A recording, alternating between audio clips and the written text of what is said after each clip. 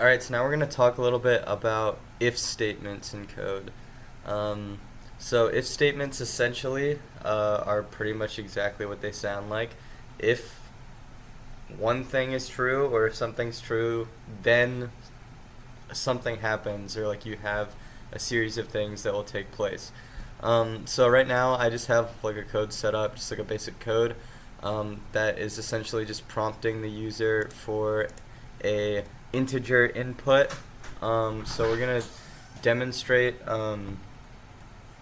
just the if statements. So we're gonna start with if, and then you got to make sure to have parentheses.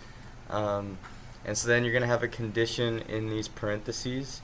So you're going to have if, and then we're going to say user num, and then we'll say equals, which is the double equal sign, 1. And then you're going to make sure to have the open like brackets. And so for our purposes, we're just going to have it output like a statement, system.out.println, and then we're going to say integer is 1. So now if we run that down here,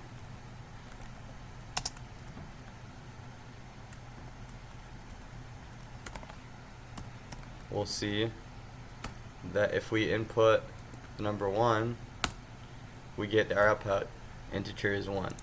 Now, what if the integer is not 1? So if you can have your initial if statement, and then if you want a second if statement, then you can do an else if statement. So basically it's saying that if the first if statement doesn't happen, then you'll move on to your second else if, and it'll be just like a subsequent if statement. So now we can say if the user number is equal to 2, and we'll do a similar thing. We'll just say we'll just output integer is 2. And so now if we run that,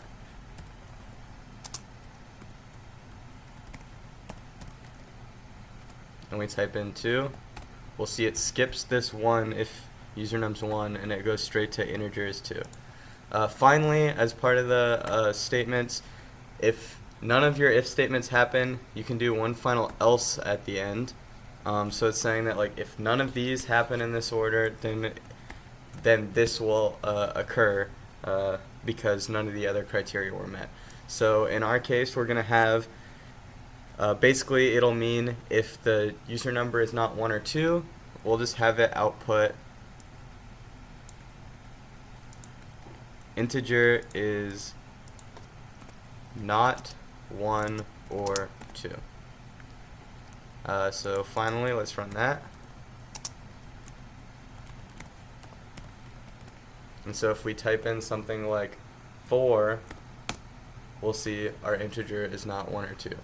This is just like a basic example of it, but this can be really useful whenever you have a lot of different criteria and things going on with data to try to filter through a lot of the data without having to type everything out like every specific case. It's easier to like code in some of your edge cases and some of your outliers this way. Alright, thank you.